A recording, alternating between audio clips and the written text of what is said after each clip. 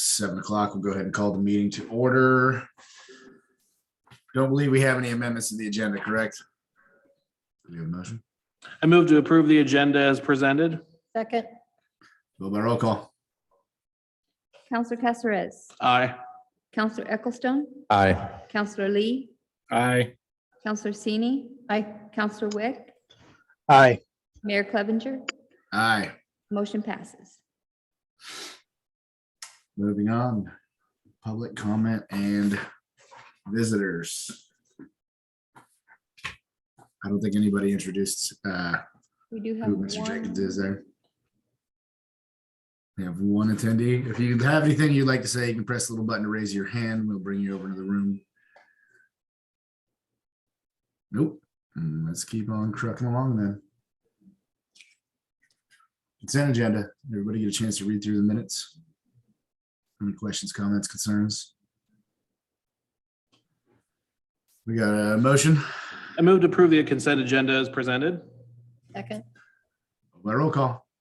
Counselor Casares. Aye. Counselor Ecclestone. Aye. Counselor Lee. Aye. Counselor Sini. Aye. Counselor Wick. Aye. Mayor Clevenger. Aye. Motion passes. All right. First thing, we have the public hearing for the park master plan. So I will go ahead and open the public hearing at 7:02. Ron, your report, please. All right, well, this is one of those nights where I get to delegate my report to Kyle Jenkins. He's zooming in with us tonight, and Kyle's a planner with the Mid-Willamette Valley Council of Governments. Okay. And as council remembers, we contracted with the Mid-Willamette Valley Council of Governments to conduct our buildable land inventory and do that analysis work for us, and also to work on to put all the information together so that we could hopefully make an application to DLCD for to bring our 23-acre park into the city. And so this is part of that work, and I'm just going to turn it over to Kyle and introduce him to the group and let him give that report. All right, thanks, Ron. Good evening, council, and nice to meet you all. As Ron mentioned, I am a planner with the Mid-Willamette Valley Council of Governments, and I have been working on this park plan amendment, as well as some other amendments related to the buildable lands inventory and a future housing needs analysis. And as Ron mentioned, that UGB expansion, which will hopefully move forward starting right after this plan is approved. So I'm just going to give you a little bit of background on this. I know it's been a while since this was in front of you. I'm not sure if all of you were on the council when the parks plan was originally approved a few years back. But just in case, I'm going to run through a quick background and try to make this as short as possible, since it's already been technically approved a few years back, and this is just a kind of a formal approval. So file number for this amendment is Legislative Amendment 2022-01. This is an update of the city's 2019 Parks Master Plan. Exhibits to your staff report were Exhibit A, which was the red line version of the master plan showing the amendments since it was originally approved back in 2018, a clean version of the master plan, and then the original adoption resolution as well, which is, since per the city attorney, is now an ordinance. Criteria for the amendment of the comprehensive plan can be found in the Aumsville Development Ordinance, Section 15. Again, just hopping into a little bit of background here. As you probably all know, the city updated its Parks Master Plan with the help of a separate consultant in January of 2018, using Portland State University population numbers from 2017 and using the 20-year planning period from 2016 to 2035. So in Oregon, when we're looking at land use planning for parks or housing or employment land or anything like that, we do it in increments of 20 years, which allows the city to have updated planning documents that reflect that need. So the plan was adopted by City Council via resolution on the 8th of January 2018, but there were a few issues with this that make it essentially unusable in terms of basing a potential UGB amendment off of. Number one is that it was never adopted by DLCD, which is the Department of Land Conservation and Development, via its post-acknowledgement plan amendment process. What that means is that whenever the city undergoes a development code change or a comprehensive plan change, or any kind of legislative amendment, so the city's type 4 process, by state law, we're required to bring that to DLCD for review in compliance with statewide planning goals and any applicable statutes or administrative rules. And that was not done. I'm not sure why that wasn't done, but it just wasn't. And as a result of that, when we were moving forward with this UGB process that Ron mentioned, I realized that we weren't going to be able to base the UGB amendments findings off that parks plan because it was never adopted. So that's a long way of saying that's kind of the first reason why we're moving forward with it. The second reason for that is that I updated this plan to reflect through 2041 instead of through 2050 to reflect that 20-year planning period that I just mentioned. And so a lot of the change that you see in the red line version is simply just updating the population numbers to reflect the city's population estimates out to 2041, which again will allow us to use that for a basis for future, whether it's a UGB amendment or any kind of other land use related amendments. So I included the specifics of what was changed in that first background section of your staff report, section 1. There's about 9 changes. Again, the majority of it is just updating the parkland acquisition needs, updating the population estimates, and adding growth rates that the original plan didn't have. The rest of it was very well done. The previous consultant didn't really need much changed. So these are really just minor changes that will allow us to adopt it through DLCD and also, use the city's updated population projections to base future parkland needs, housing needs off of. So an amendment to the development code or the comprehensive plan is a type 4 action, which is a legislative review, which the city enacts laws or amends laws and policies. Must be initiated by city staff, the commission, or the council, and public notices and hearings are provided via a type 4 process. Notice of the proposed amendment was filed with DLCD on 15th of April, which was over 35 days as required by state law prior to the initial planning commission hearing, which was on June 2nd. Notices were provided in the May and July copies of the city's newsletter. ADO section 15.05 provides the criteria for such an amendment, which is really just criterion A that states that the requested change or amendment is in conformance with the adopted comprehensive plan of the city. So when we're going through those criteria, we're looking at the comprehensive plan, which is located in section 6, the Parks and Recreation heading of the public facilities element of the city's comprehensive plan. So most of this report is findings related to goals for each of the city's Parks and Recreation headings, essentially. So goal 1 is to conserve and protect the community's natural and scenic resources and to provide for a variety of recreational needs for Aumsville's residents and visitors. So findings, the intent of having a PMP is to provide a basis for the protection of the city's natural resources. Section 4 of the Parks Master Plan provides a pretty detailed analysis of the city's park development standards, and section 6 provides an analysis of the future parkland needs, as well as a look into the city's future land needs. And as I mentioned, it will form the basis for any future parkland needs, such as the park that you all are looking to bring into the city limits, as Ron mentioned. And then lastly, section 5 provides an inventory of existing parks and proposes methods for improvement, including the incorporation of natural resources, wetlands, riverways, et cetera, into the city's park inventory. Objective 1 of goal 1 is to prepare a recreation facility plan for the community park and seek federal and state funds for park development. Again, this park plan was prepared with input from the city's public works in concert with the city's water and wastewater facilities master plan. The water master plan anticipates that Porter Boone Park and the Water Tower Park will be key elements of the city's system. The Parks Master Plan will act as the recreation facility plan for community parks. Specifically, page 61 of the Parks Master Plan identifies the need to seek funding from ODOT and the Oregon Parks and Recreation Department as well as other federal Bureau of Land Management, Forest Services, ODFW, SMB sources. So the need to pursue funding is located pretty nestled pretty tightly into the proposed plan. Goal 2 is, or objective 2 of goal 1 is to develop a sitting park around the water tower. Since the initial drafting of objective 2, the water tower site has already been developed. Policy 1 is to discourage dedication of parkland less than 1/2 acre unless it is positioned on the edge of a subdivision.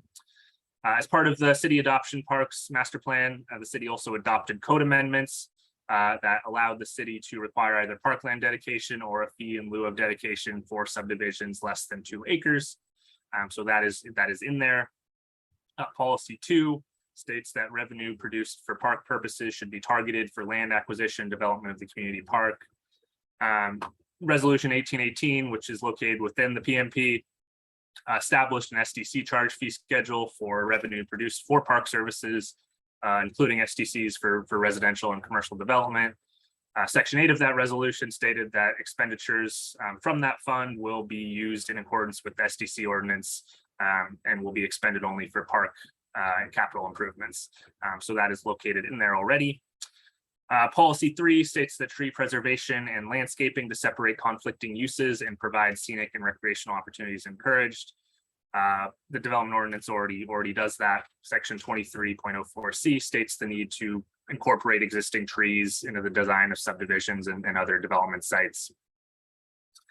Policy 4 speaks to flood hazard areas in relation to open space and integrating those areas into open space requirements, specifically that the development code updates adopted provide for the ability to require dedication of parkland adjacent to flood areas.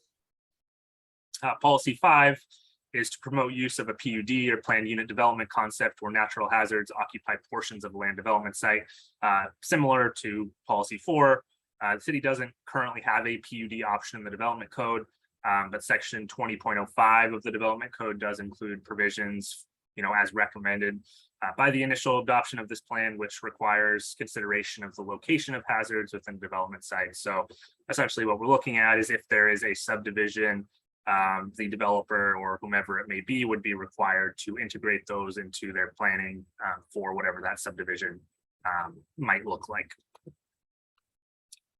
Policy 7 states, or 7A states that the city encourages the use of land within multifamily housing developments of private parks, which the code does. And then lastly, the last 4 criteria are B, that there was a mistake or an update needed in the original ordinance or map as a reason for this update.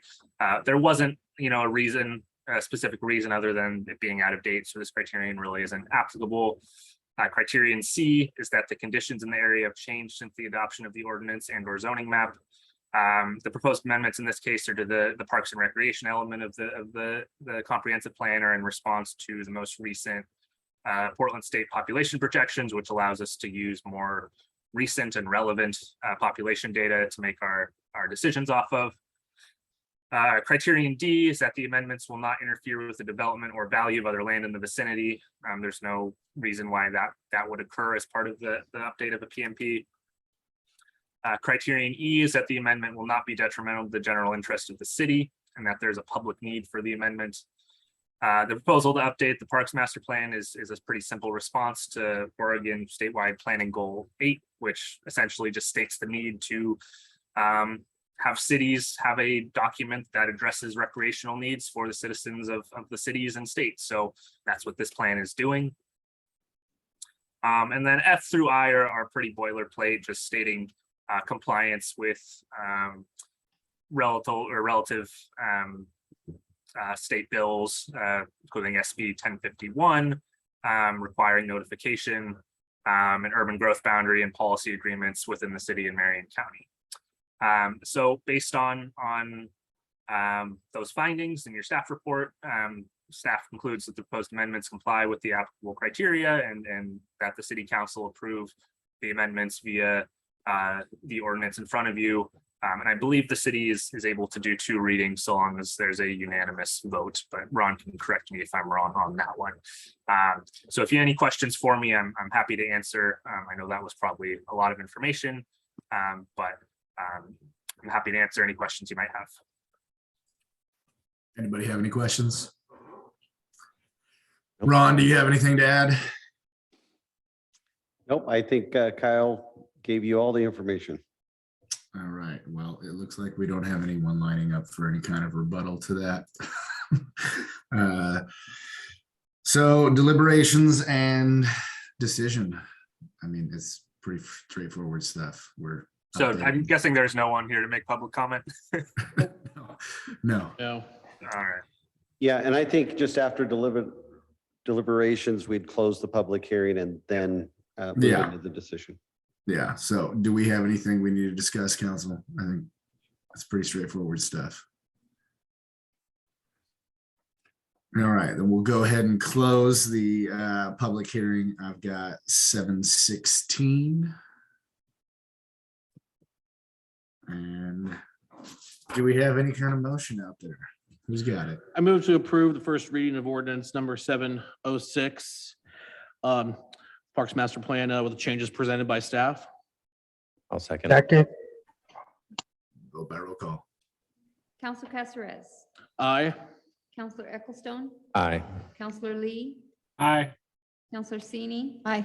Counselor Wick, aye, Mayor Clevenger. Aye. Motion passes. All right, since that was unanimous, do we have another motion? I move to approve the second reading of ordinance number 706, updates the Parks Master Plan as submitted by staff. I'll second. Vote by roll call. Counselor Casares, Aye. Counselor Ecclestone, Aye. Counselor Lee, Aye. Counselor Sini. Aye. Counselor Wick, aye, Mayor Clevenger, Aye. and motion passes. Excellent. Let's go ahead and keep this rolling. No old business, new business. We have the Beelenberg Farm lease renewal. I think we've got a thing for that in all our packets. Ron, do you have anything to add to that? Yeah, this is just a renewal of our farm property lease. This is the property that the city has acquired to be able to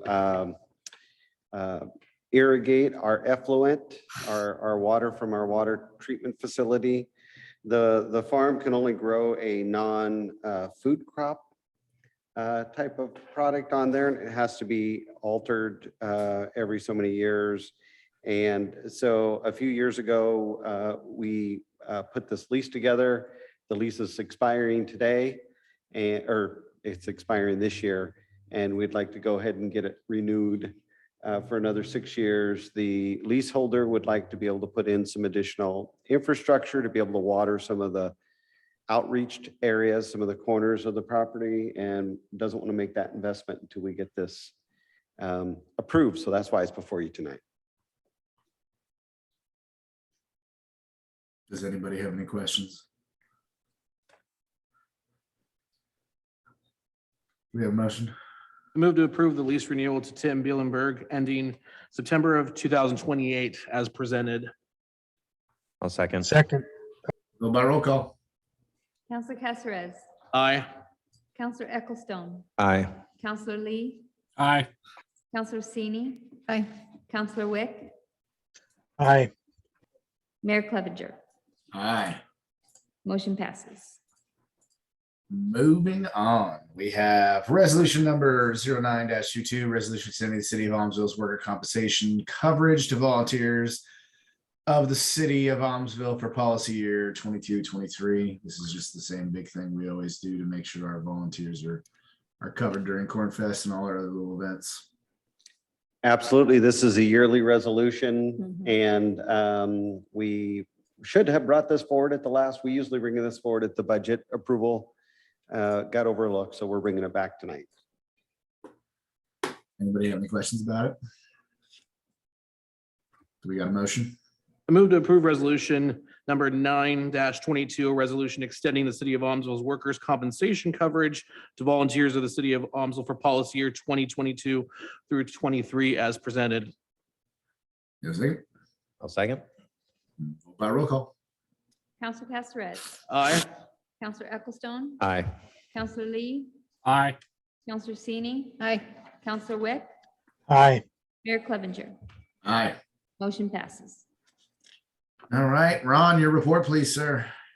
All right, well, if council has any questions, you also have the police department message report and the Public Works Director's report, as well as payable vouchers in that packet. Happy to answer any questions for that.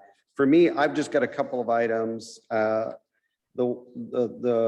major item that I put on my report tonight is a couple of years ago, Measure 109 was approved by voters in the state. And that allowed psilocybin mushrooms to have licensed facilities throughout the state. That's what that Measure 109 allowed.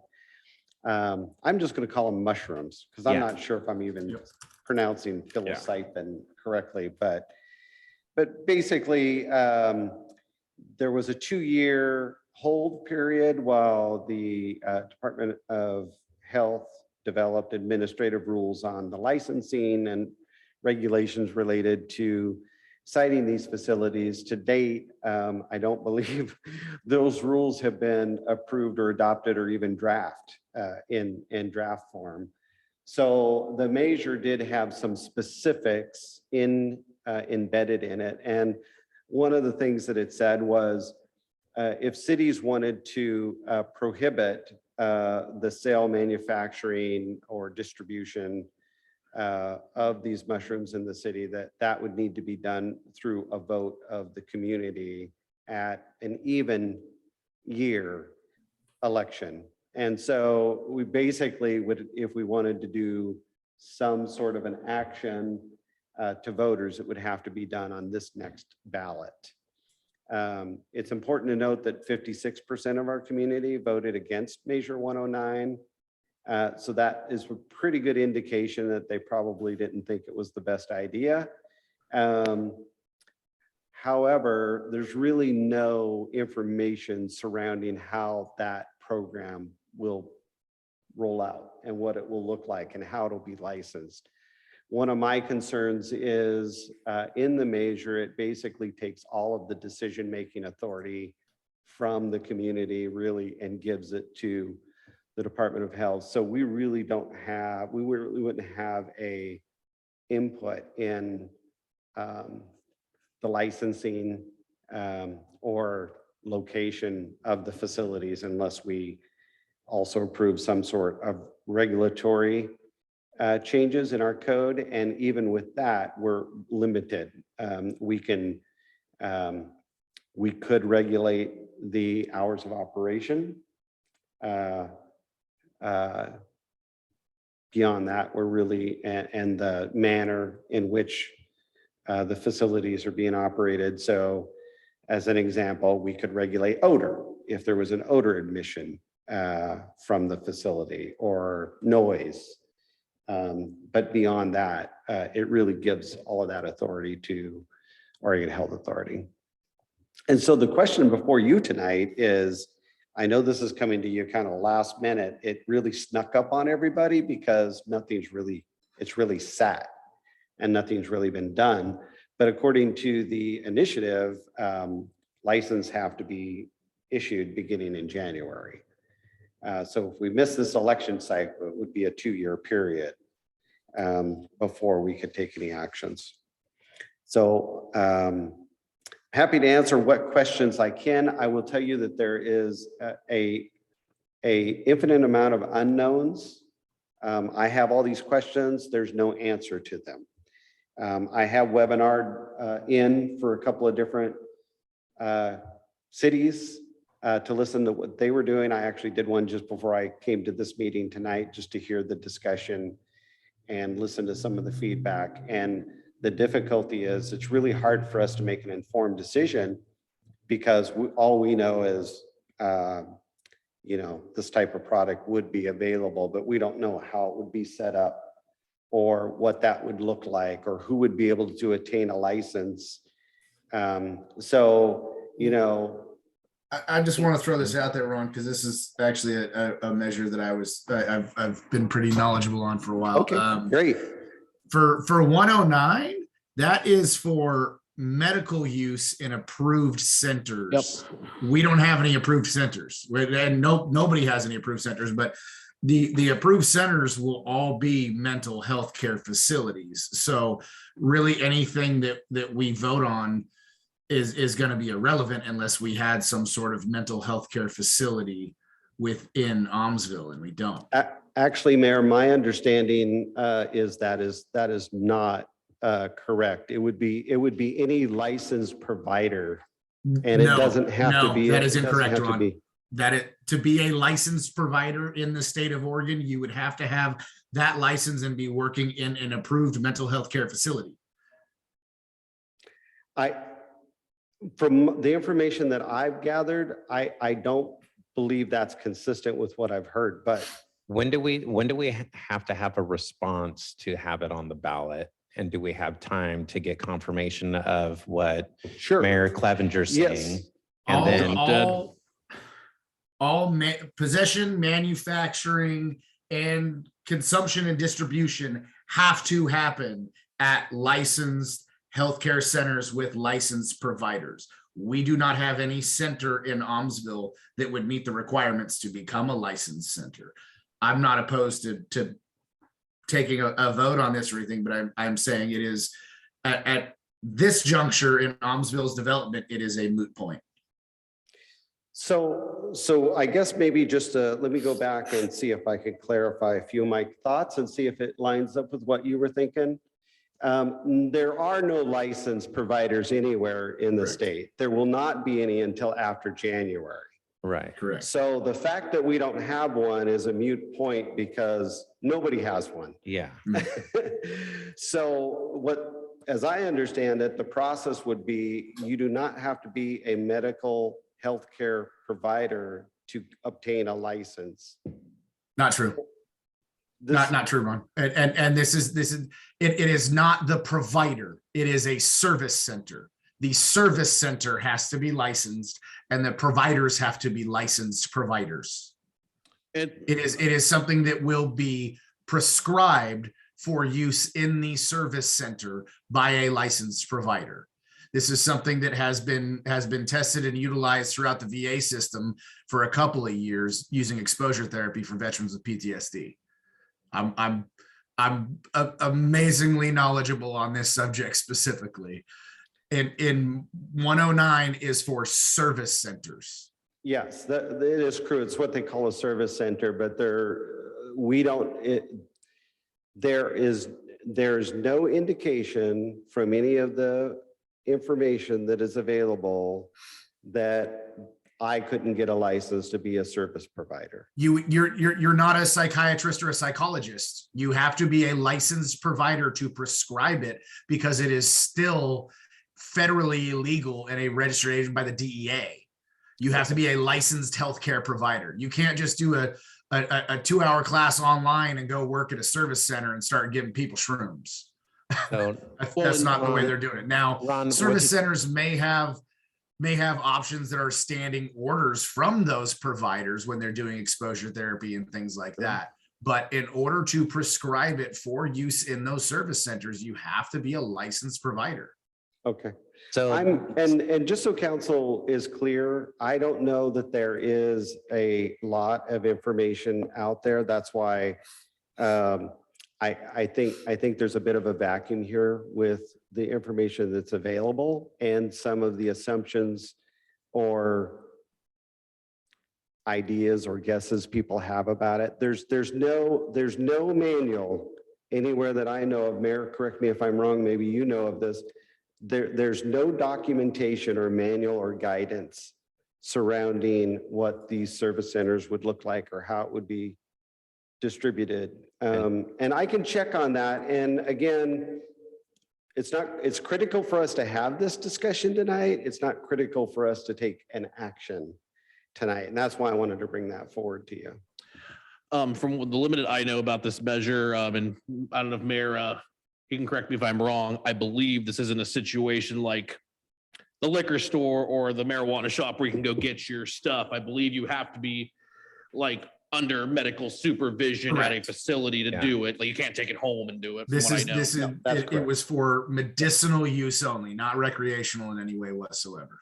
So with that said, that as Mayor Clevenger's saying that there has to be a facility for them to do that in, do we even have a location in the city limits that someone could house that on January 2nd No.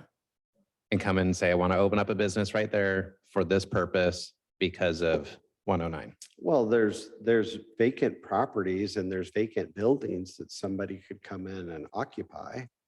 Not, So- not in a way that they can turn it into a service center. It- 109 is for medicinal use in licensed service centers by licensed providers. It is medicinal use. It's not an over-the-counter use. It has to be prescribed by a Right. provider. Yeah, so I feel if there's not a location in the city for somebody to do that, then it shouldn't be an expense that we all pay to put something on a ballot for a business that can't even come in and do it right now in the city. And it could be a couple years before something like that does happen and come into fruition, but if it's not even possible, we don't need to spin our tires on it. Maybe get some information so then we're a little educated and we can tell the community on, no, we're not doing this because of these reasons, because there's 44% of the population that did vote for it Yeah. by your numbers. And so they're the ones that are going to ask, well, why aren't we getting it? Mhm. And then we could tell them at least, this is why, and this is I'm why we just didn't put making it on the council ballot. aware, I have no advocacy one way or the other on the particular issue. It's just April 18th is the deadline to submit a ballot measure, which means the clock is ticking down for Right. us. Do you to mean put one together. August? Or, sorry, Yeah, I was August gonna- 18th. Sorry. I just wanted to And clarify. there's a 7-day review period. So you would certainly want to have it in by the 8th or 9th of August. And then that would go on the ballot. If you miss that November 22 ballot window, it would be 24. Yeah, And in that time period, people can locate. Once they locate, they would be there. So Sure. just as long as you're aware of that horizon and the fact that there's a limited amount of information of what this program is going to look like, how it's going to be administered. My job is to just make you aware of that. Well, and I could be wrong, but the limited I've seen in the media about it was, I think the original proponents of this ballot measure, they had initially, I know it was a husband and wife, and I think the wife ended up passing away because she had cancer, and I think they had utilized this treatment. But from what I understand, the state appointed a commission for people to draft these rules, and I know the original guy that was involved, because of conflict of interest, had to withdraw because of him potentially profiting off of Well, the rules that were Yeah. made. And I think that's kind of put a tailspin on the whole situation too. So, the husband and wife were both licensed psychotherapists. right. Just FYI for the public. Well, yeah. how about if I do this, Mayor, just because you're so adamant about those points, how about if I specifically see if I can find somewhere where that's memorialized, or maybe ask one of our legal counsel their thoughts on that particular point, and then I'll report back in an email to the council. And then if that, changes anybody's opinion, or maybe it confirms everybody's opinion, Unless OHA has changed something, all of the information that I just gave you can be found in the full text of the ballot measure. yeah, I would love to get that information to share the knowledge. So yeah. I'm, Let me go ahead and do some research, and I'll send a Yeah. report out to council. And, if there's some urgency from council, Yeah. you could initiate a special meeting yeah, before our August meeting, just to come back and talk about it again. If there is no urgency, if council settles that it's probably not going to have a huge impact, but we're still concerned about some of the unknowns, we could do a little work on the development ordinance just to make sure We have some local control over placement. And then, you know, that just may be ultimately where we land and it works out fine. And you know, my greatest concern here is that we end up in another position like we were with marijuana, where there was you know a lot of fear mongering that came about initially due to a lack of information, and now 5 years, 10 or what 7 years removed, we're realizing a lot of that was inaccurate. And I mean, everybody knows the conversations we've had on council about marijuana. You know, I think it is important that if we are going to move forward on this, that everybody is aware that this is a measure that was proposed for medical purposes. And I happen to be in an environment where I know a number of individuals who have used this as part of medical approved psychotherapy and seen fantastic results. And I think it would be a travesty if we limited that in our community just because there is the fear of it being a drug. Anyways. I think having as much information available with the limited information that is out there, I think's prudent before we could come to any decision, honestly. Yeah, and I mean, I can't make a decision on nobody knowing what it looks like. And Well, we're not going to know what it looks like Yeah. before the deadline, because OHA they have no guidance or Yeah. rules, that they have no draft rules as far as I'm aware. And I've been searching all week for that stuff. So I'll do some more due diligence. I'll put together a report based on what I do know, which I did put that in your packet from the League of Oregon Cities. Yeah. And just kind of forwarded their stuff to you, and then we can go from there. But League of Oregon Cities has done some due diligence, so I have to assume that their guidance is somewhat founded. Cool. no, I'm good with it as long as all of us have a good understanding of it and we don't have another level of frustration like the cannabis.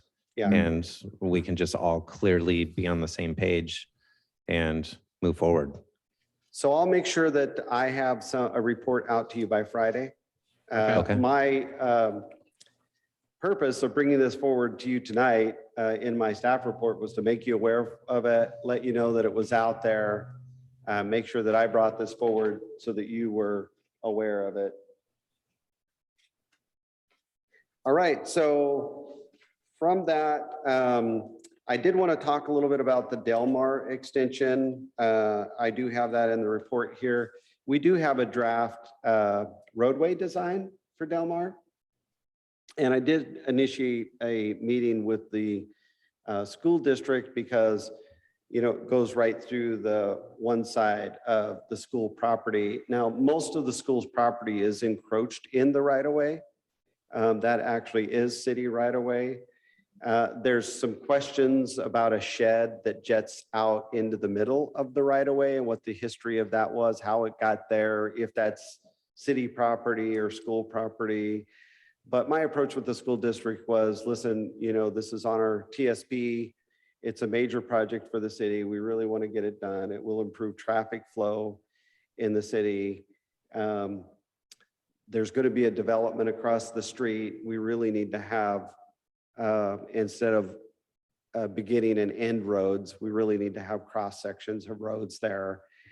And my approach with them was, you know, the city would lead this project. It wasn't going to cost the school district any money. And today I was informed by the district that they're looking into the project with their legal counsel. So I don't know that it's going to be, I'm hoping it'll be a cooperative project, but it may get prolonged beyond where we would like to do it.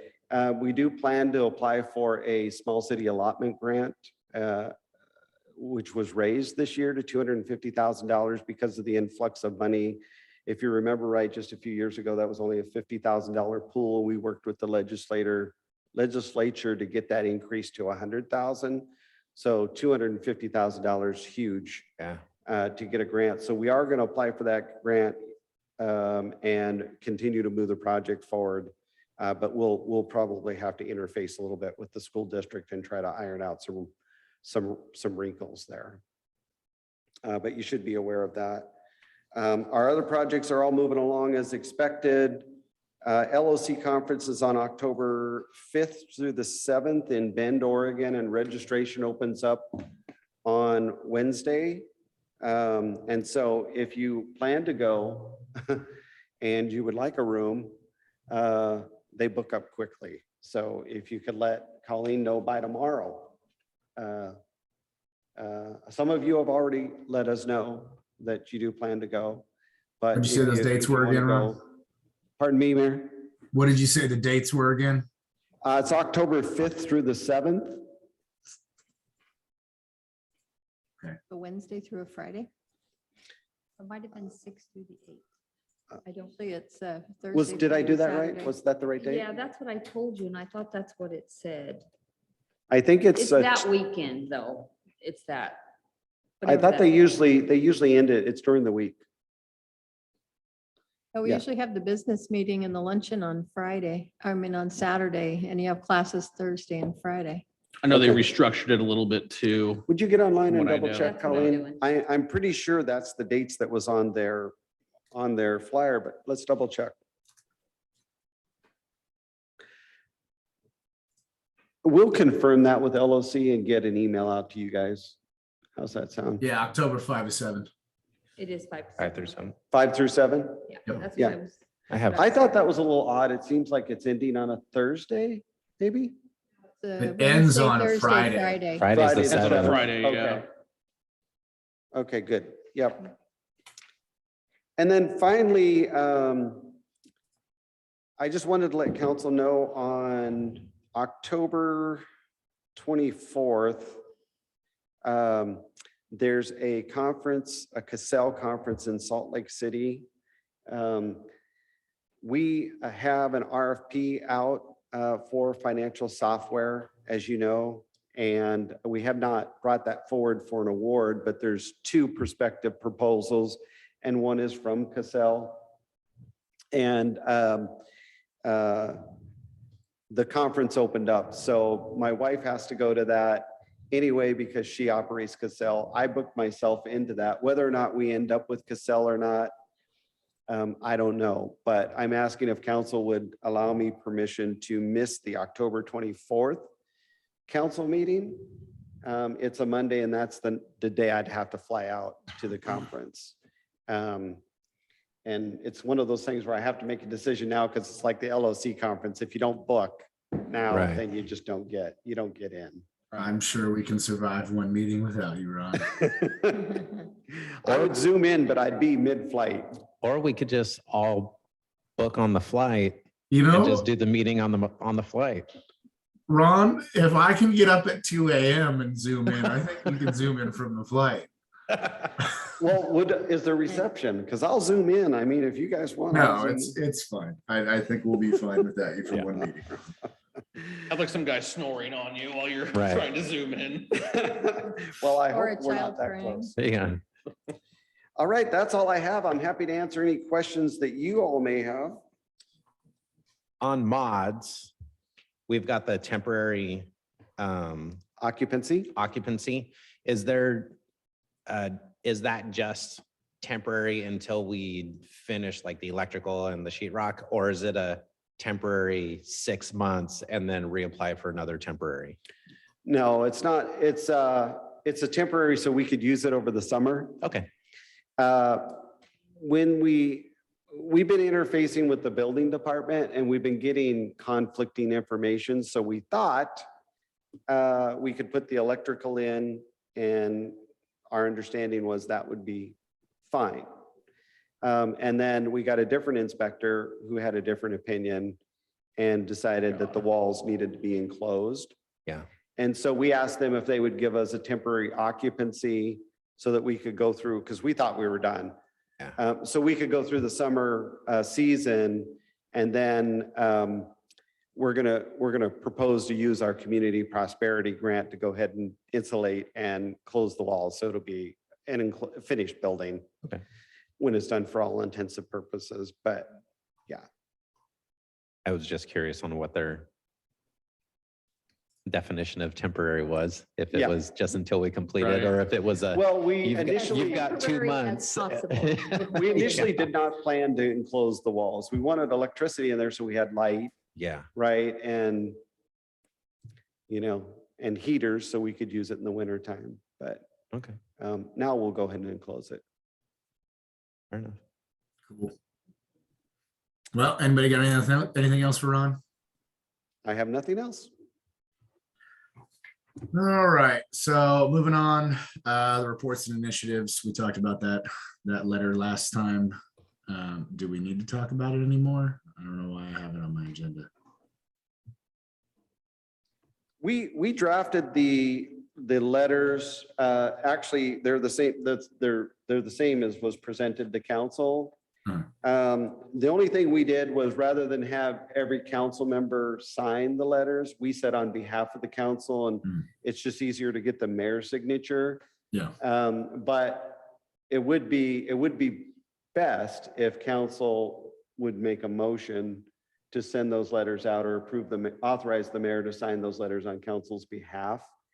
He could sign those tomorrow, we could get them in the mail, and we would be sending them to the governor's office, the committee on, I think it's environmental regulation and review, Yes. and you have to remind me, there's 4 total. I got 'em right. Should We be got them right there. But anyway, there's Elmore 4 Green and Senator agencies. Patterson on there as well. I've got Governor Brown, Department of Agriculture, Senate Interim Committee on Natural Resources, Wildfire, Environmental Quality. That's it. Okay. Those are the ones that we, Can we add Representative Moore Green and Senator Patterson onto that list? okay. Thank you. Certainly Do we have a can. motion? I move to authorize Mayor Clevenger be able to sign this letter on behalf of his view, as well as the views of the council as presented. I'll second. Go by roll call. Caceres, Aye. sorry, Counselor Caceres. Oh, excuse me. that's fine. Been called worse. Counselor Ecclestone, Aye. Counselor Lee, Aye. Counselor Sini. Aye. Counselor Wick, Aye. Mayor Clevenger, Aye. and it passes.